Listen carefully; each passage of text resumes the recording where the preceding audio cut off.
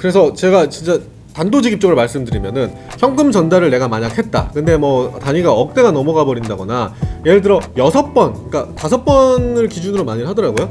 6번을 넘어갔는데 합의가 거의 없이 또 내가 만약에 공문서 위조나 사문서 위조 동행사까지 했다 이러면은 징역형 실형이 나올 가능성이 꽤 높아집니다. 10번 정도 해버리면은 경찰이 구속영장을 칠 수도 있어요. 아예 그냥 수사 때부터 이제 구속영장을 칠 수도 있기 때문에 연락을 진짜 잘 받아야 됩니다. 그때부터는 경찰 전화를, 그러니까 자기가 보이스피싱을 가담했는데 진짜 경찰 전화를 보이스피싱으로 오해해갖고 안 받는 경우가 되게 많아요. 맞아요. 네, 그래서 그러다 구속영장 나오거든요. 그래서 합의 진행 같은 경우는 예를 들어 내가 날른 게 1억이다 그러면은 통상 선에서 저희가 합의 진행을 많이 하려고 합니다. 그죠? 그래서 저희는 합의하는 걸 목표로 해서 1억에 내가 현금을 날랐으면 합의해달라 저희가 이제 간곡히 말씀을 드리고, 그렇게 해서 하나 둘 합의해 나갔을 때 이제 집행유예나 뭐 또 이제 실형을 피하는 경우가 나온다는 거. 이 서랑 여기 다른 경찰서랑 다니면서 진술 달라지고 하면은 또 이제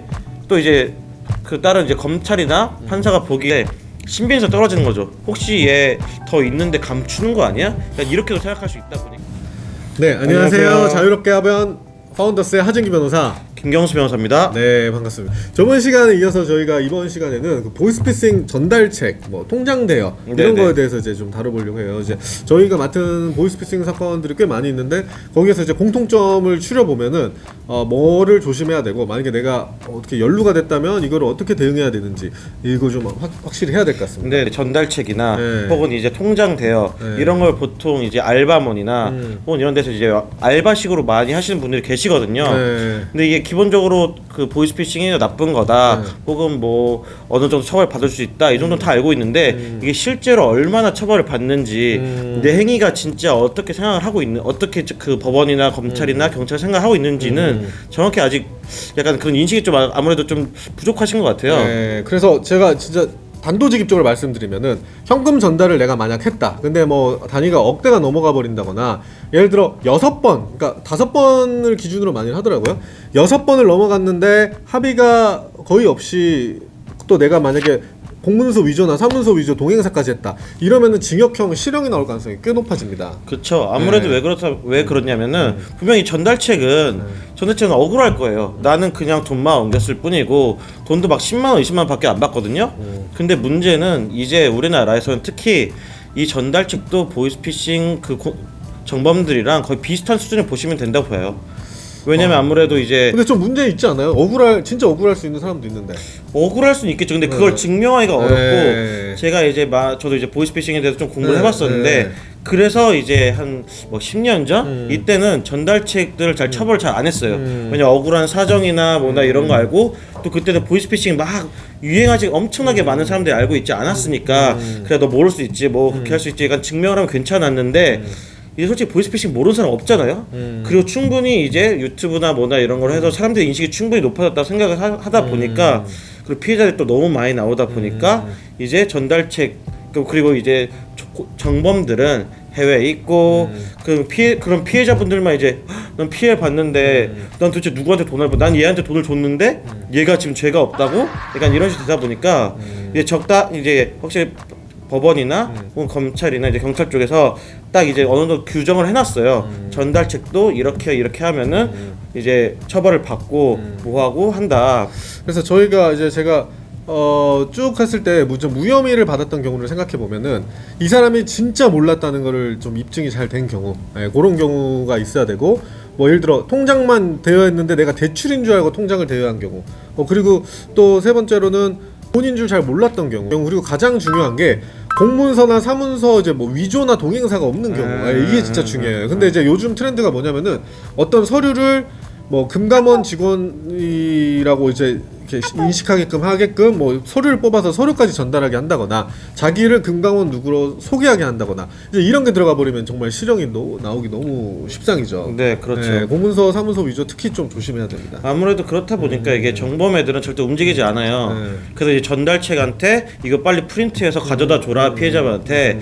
그리고 애초에 이 사람들도 피해자를 속일 때 금감원이다, 검찰청이다 이렇게 하면서 막 요즘에 그런 있었잖아요. 여기 뒤에 이제 사무실 진짜 검찰청처럼 꾸며놓고 피해자랑 영상 통화하고 그다음에 전달책 통해가지고 이제 검찰청 무슨 공문 같은 거 전달하고 근데 그거를 이제 프린트해서 그 전달책의 경우 이제 그 정보부터 받은 이메일로 보통 보내는데 그걸 받아가지고 프린트하고 그걸 피해자한테 건네주고 하는 순간 경찰이나 검찰이나 뭐 법원 쪽에서는 얘는 충분히 알 수 있었다라고 생각을 하게 됩니다. 네, 그래서 이제 제일 많이 있는 케이스가 저희가 이렇게 안 해야 된다고 하지만 실은 이미 해버린 경우들이 많아요. 제일 많이 있는 케이스가 현금을 전달했어요. 하다 보니까 네, 현금인 줄은 알았어.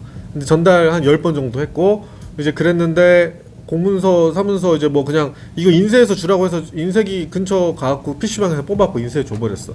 그랬는데 이제 만약에 거기서 체포가 됐다거나 이제 걸리는 경우죠. 이제 이런 경우에는 예를 들어 10번 정도 해버리면은 경찰이 구속영장을 칠 수도 있어요. 아예 그냥 수사 때부터 이제 구속영장을 칠 수도 있기 때문에 연락을 진짜 잘 받아야 됩니다. 그때부터는 경찰 전화를 그러니까 자기가 보이스피싱을 가담했는데 진짜 경찰 전화를 보이스피싱으로 오해해갖고 안 받는 경우가 되게 많아요. 맞아요. 네, 그래서 그러다 구속영장 나오거든요. 그래서 연락을 잘 받으셔야 되고 조사에 충실히 임하셔야 되고 그 다음에 보이스피싱 같은 급 되면은 변호사 도움을 받으셔야 돼요. 그래서 받으셔서 이제 내가 정말 몰랐을 수밖에 없는 사정 이런 것들이나 또 단어 사용도 조심해야죠. 갑자기 막 금융용어를 내가 조사 중에 써버리면 몰랐다는 거가 말도 안 되는 게 돼버리니까 그래서 그런 것들을 잘 하셔가지고 이제 내가 진짜 몰랐을 수도 있겠구나 요 정도가 되고 그 다음에 이제 피해자들에 대해서 이제 좀 소액 순으로 먼저 이제 합의 진행을 하면 그래야 이제 무혐의나 아니면 뭐 잘하면 기소유예 아니면 이제 집행유예 이렇게 해서 이제 실형은 안 갈 수가 있는 거죠.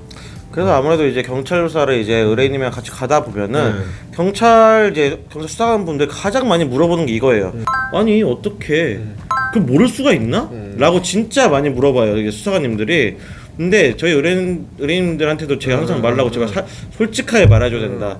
나한테 진짜 알았는지 알 수도 있었는지 솔직하게 말해줘야지 전략을 짤 수 있고 그래서 좀 더 우리한테 유리하게 할 수 있다라고 말씀드리는데 그분들 진짜 몰랐어. 저희가 이제 이해하는 거랑 이제 그거를 수사관님들 왜냐면 수많은 그렇죠. 거짓말쟁이들을 상대해보는 수사관님한테 내가 진짜 몰랐다라는 거를 이제 전달시키고 진짜 그걸 증명하는 게 엄청 중요하죠. 수사관들은 잘 안 믿더라고요.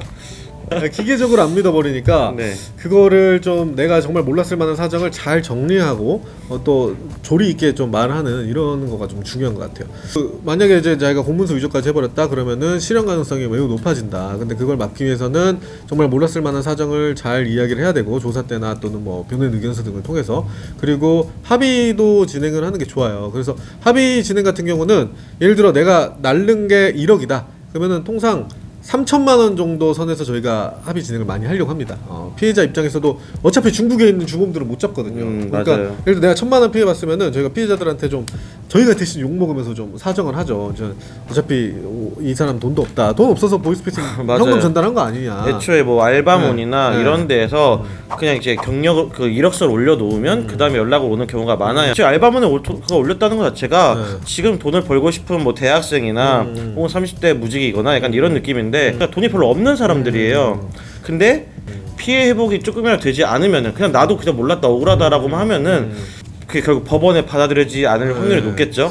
왜냐면 여기서 가장 큰 거는 피해자분들이 진짜 그 보이스피싱 범들한테 속은 피해자분들이거든요. 근데 그분들한테 최소한 사죄를 하고 그 사죄 입장으로서 합의를 하고 최소한 보상을 하려고 노력을 했다는 거를 증명하지 않으면은 아무래도죠. 그래서 뭐 저희는 30% 20-30%로 합의하는 것을 목표로 해서 1억에 내가 현금을 날랐으면 적어도 2-3천 정도로 이제 각자 뭐 1,000만 원 피해자한테는 300만 원으로 좀 합의해 달라. 저희가 이제 간곡히 말씀을 드리고 그렇게 해서 하나 둘 합의해 나갔을 때 이제 집행유예나 뭐 또 이제 실형을 피하는 경우가 나온다는 거죠. 그래서 뭐 요런 점들을 특히 좀 주의하셔야 될 것 같아요. 앞으로 보이스피싱이 조사를 받으실 예정이신 분들 같은 경우는 네, 그 질문이 있는데요. 네. 그 혹시 보이스피싱 전달책의 경우 변호사가 꼭 필요한지 변호사가 필요한지 어떻게 생각하세요?